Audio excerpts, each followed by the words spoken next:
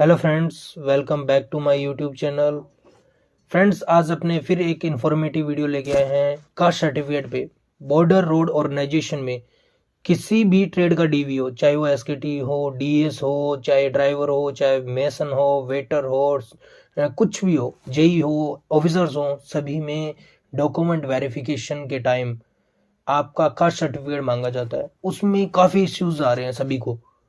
मतलब मुझे सबसे ज़्यादा मेरे को लग रहा है कि अभी जो 100-150 मैसेज आ रहे हैं, जो 50-60 कमेंट्स आ रहे हैं यूट्यूब पे, वो सभी इसी संबंधित है कि कास्ट सर्टिफिकेट। सर, मेरा कास्ट सर्टिफिकेट स्टेट का था time eight the time of form apply किया तब, या फिर मैंने अब नया बनवाया है। सर, मैंने उस टाइम जनरल से फॉर्म भरा था, क्या मैं एससी में वापस जा सकता हूँ, एसटी में जा सकता हूँ, नहीं जा सकता।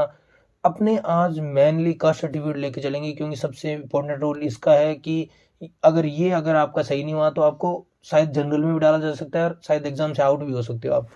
तो अपने इन सभी पॉइंट्स पर डिटेल में बात करेंगे। उससे पहले आप सभी से रिक्वेस्ट है, अगर आप मेरे चैनल पर पहली बार विजिट कर रहे हैं तो प्लीज़ चैनल को सब्सक्राइब करके बेल आइकन को प्रेस कर दीजिएगा, ताकि आगे ही ऐसी इन्फॉर्मेटिव वीडियो का नोटिफिकेशन आपको टाइम टू टाइम मिलता रहे। ठीक है फ्रेंड्स, वीडियो स्टार्ट करते हैं। अपनी बात करेंगे सबूत के साथ में।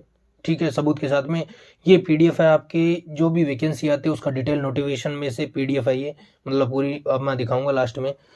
ये देखो, इसमें जी पेज नंबर 7 की जी नंबर पैरा में लिखा हुआ है, copy of certificates of proof of residence, essential education qualification, date of birth का सर्टिफिकेट, पीडर प्रूफ ऑफ ईडब्ल्यूएस, इन सभी को आपको इनक्लोज करना है एप्लीकेशन फॉर्म के साथ में। जब भी आपने एप्लीकेशन फॉर्म भरा है, एप्लीकेशन फॉर्म भर के भेजा डाक से, तो उस टाइम ये सभी फोटोकॉपी आपको भेजनी थी साथ में। ठीक है, ऑल टर्मिनल और testimonial copies be attested by registered officer और सेल्फ अटेस्टेड। उस टाइम चल जाता था कि आप सेल्फ अटेस्टेड करके भी भेज सकते हैं जब आप डॉक्यूमेंट भेज रहे हैं। ठीक है, but at the time of DV सभी रजिस्टर्ड ऑफिसर से अटेस्टेड करवा के भेजनी है। पहला सबसे घटिया डाउट तो आपका ये है कि सर, क्या आधार कार्ड को भी अटेस्टेड करके भेजना है, क्या कॉलेज की मार्कशीटों को भी अटेस्टेड करके भेजना है। अरे यार, मैंने बताया है कि आपको डॉक्यूमेंट वेरिफिकेशन वीडियो बना रखी है कि कौन सभी डॉक्यूमेंट अटेस्टेड करवा के भेजने हैं। ठीक है, तो वो डाउट मत रखिए। अटेस्टेशन फॉर्म को आप तहसीलदार, एसडीएम और कलेक्टर और इनसे अटेस्टेड करवा लीजिए, क्योंकि उनके पास में राउंड मोहर होगी जिसमें अशोक स्तंभ होगा। इसके अलावा जैसे स्कूल के प्रिंसिपल के पास में मुश्किल से मिलेगी, कॉलेज के प्रिंसिपल के पास फिर भी क्या पता मिल जाए, वरना शायद ही मिलेगी। क्योंकि जो ये एसडीएम कलेक्टर ये हैं, ये आपके पीसीएस से आते हैं। ठीक है, पीसीएस कैटेगरी से आते हैं, तो इनके पास में ये अशोक स्तंभ वाली मोहर होगी। ठीक है, तो वो लगानी है ओनली अटेस्टेड फॉर्म पे, राउंड मोहर अटेस्टेशन फॉर्म पे लगेगी। जो राउंड मोहर होगी ना, वो ओनली अटेस्टेशन फॉर्म पे लगेगी 6 नंबर पेज पे, उसके अलावा कहीं नहीं लगी राउंड मोहर। और सभी पे रेक्टेंगुलर या जो आप स्क्वायर शेप बोलते हैं वो लग जाएगी सभी पेजों पे। ठीक है, और सभी फोटो कॉपी। ठीक है, ये हो गया अटेस्टेड वाला। फिर लिखा हुआ है द कास्ट सर्टिफिकेट ओ for SC ST OBC EWS income asset certificate should be as per format given as 8 per appendix BCD। ये अपेंडिक्स BCD के अपने, चलो बात कर लेते हैं, अपने चलते हैं उस BCD पे। ठीक है,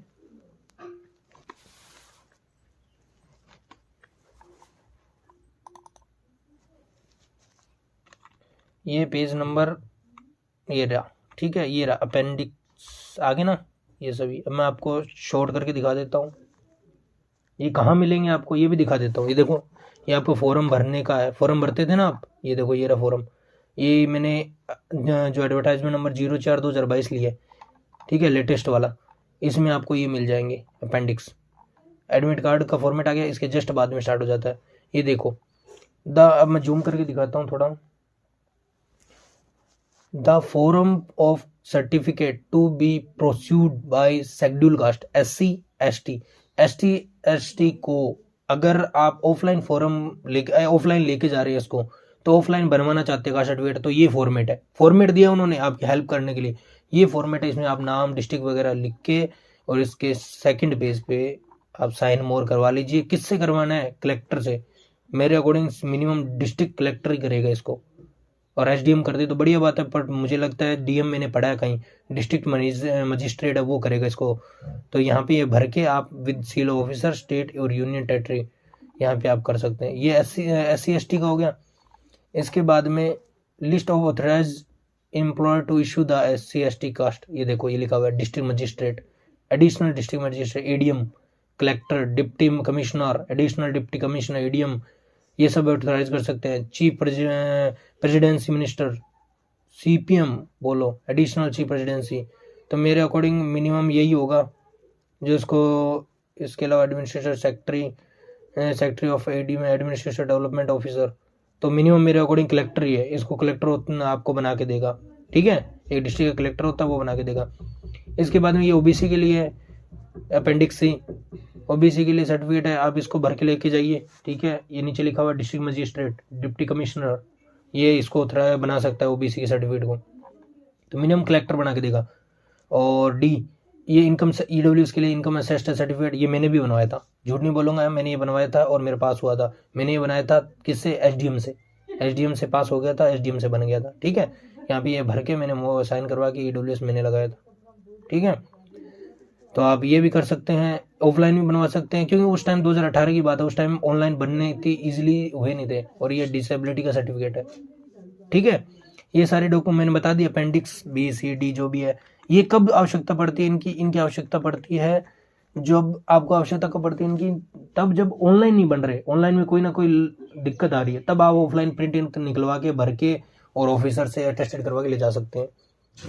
अब इसमें और क्या लिखा हुआ है, और इस EWS respectively SC/ST EWS candidate है, इसमें साफ साफ लिखा हुआ है, देखो SC/ST OBC EWS candidate certificate, date of issue should not be older than 1 year as on closing date, मतलब फॉर्म भरने की लास्ट डेट से पहले के होने चाहिए सर्टिफिकेट, सारे 1 साल से पुराने नहीं होने चाहिए।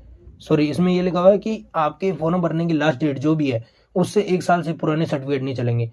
मतलब जैसे आज 22, अगर जैसे आज तारीख है 25 जनवरी 2023, तो 25 जनवरी 2022 से पुराने नहीं चलेंगे, उससे पहले अगर डेट ऑफ इशू है तो वो नहीं चलेंगे, मतलब उस 1 साल के अंदर अंदर है तो चल जाएंगे, कोई दिक्कत नहीं है, डेट ऑफ इशू, ठीक है। अब इससे बड़ा डाउट आता है कि सर उस टाइम तो मैंने स्टेट गवर्नमेंट का लगा दिया था, तो यहाँ पे साफ साफ क्लोज में लिखा हुआ है, ये पूरा हो गया। इसके बाद में इसमें देख लेते इस पेज में कोई आवश्यक चीज़ है, कोई आवश्यक चीज़ नहीं है।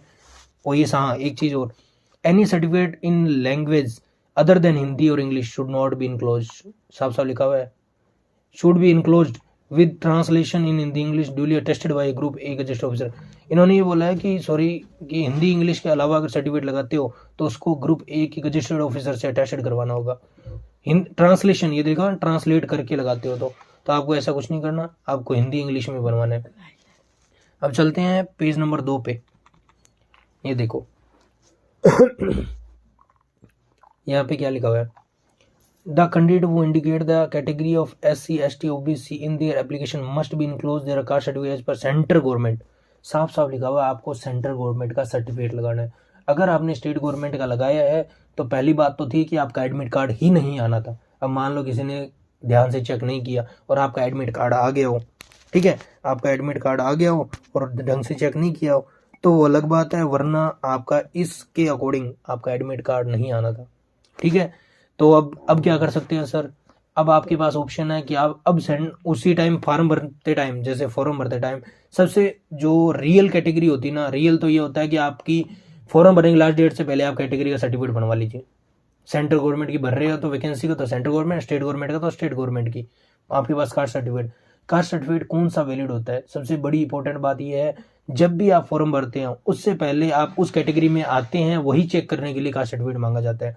उसका मतलब ये हो गया जिस टाइम आप फॉर्म भर रहे हैं और उस टाइम के फाइनेंशियल ईयर का आपके पास सर्टिफिकेट है तो आप ऑफकोर्स उस कैटेगरी में, चाहे आपके पास में भर्ती का डॉक्यूमेंट वेरिफिकेशन 5 साल बाद हो रहा हो, आप उस समय आ रहे हैं उस कैटेगरी में तो आपको कोई नहीं रोक सकता, आप चैलेंज कर सकते हैं।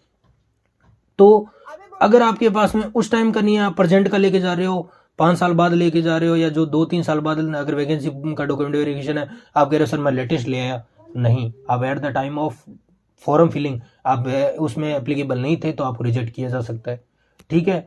अब कह रहे हो सर, जैसे आपका सबसे बड़ा डाउट है कि सर उस टाइम मेरे पास में नहीं था और अब है, तो अब ये आपकी क्या रिस्क है कि मतलब अगर वो चाहें तो आपको इन भी कर सकते हैं, चाहे तो आउट भी कर सकते हैं। बट बीआरओ, एक बात बताता हूँ, बीआरओ के अंदर जितने कैंडिडेट आते हैं वो सभी को लेने की कोशिश करते हैं कि हमारे को जितने ज़्यादा काम वर्कर मिलेंगे हम उतना ही ज़्यादा काम कर पाएंगे। क्योंकि अभी बीआरओ को जो बजट है ना, बजट है वो 1000 करोड़ से 4000 करोड़, मतलब 4-5 गुना हो चुका है सिर्फ काम का।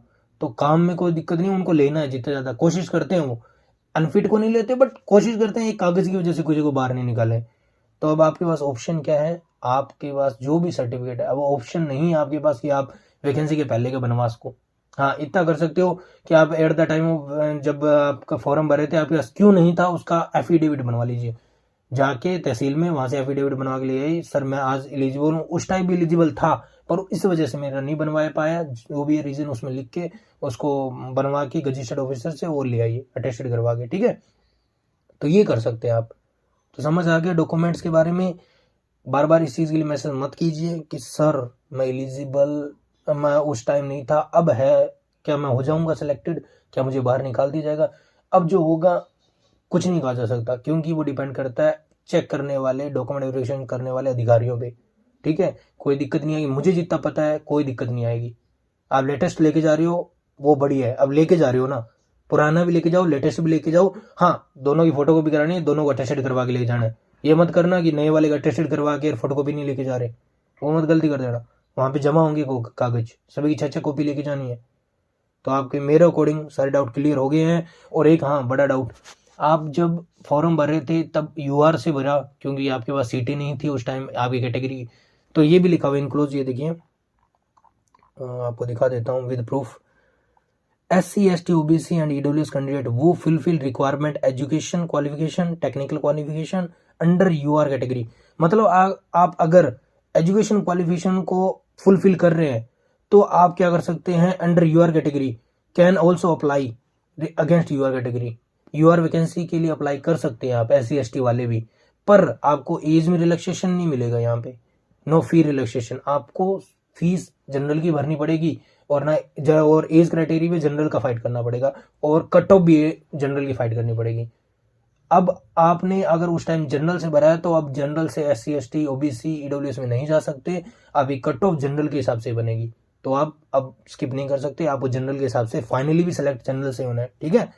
क्यों, क्योंकि आपने जनरल की सीट को के लिए अप्लाई किया है, समझ गए। तो ये डाउट भी आपका क्लियर कर दिया। और भी कोई डाउट हो तो अपने बैठे हैं, मेरा इंस्टा हैंडल, फेसबुक हैंडल और टेलीग्राम ग्रुप ऑफिशियल है जो इसका लिंक डिस्क्रिप्शन बॉक्स में दे दिया है। वहाँ पे काफ़ी कैंडिडेट्स के मैसेज आते हैं, मैं हाथों हाथ 15-20 मिनट घंटे के अंदर उनके सभी के ऑडियो में रिप्लाई दे देता हूँ, उनको सेटिस्फाई करता हूँ। एंड प्लीज़ मुझे एक मैसेज मत कीजिए कि सर रिजल्ट की डेट ना बता दीजिए, वो मैं भी नहीं बता सकता। मुझे ऐसा लगता है पुणे के अंदर जो LDC रिजल्ट भी बना रहा है ना वो भी नहीं बता सकता, ठीक है। क्योंकि जब तक कमांडेंट साइन नहीं करेगा ना तब तक वो रिजल्ट आपका अपलोड नहीं होगा, ठीक है। तो कोई कुछ नहीं कह सकता, प्लीज़ बार बार इस चीज़ के लिए मैसेज मत कीजिए। एंड आपकी इतना अच्छा नॉलेज दे रहा हूँ तो प्लीज़ चैनल को सब्सक्राइब करके बेल आइकन को प्रेस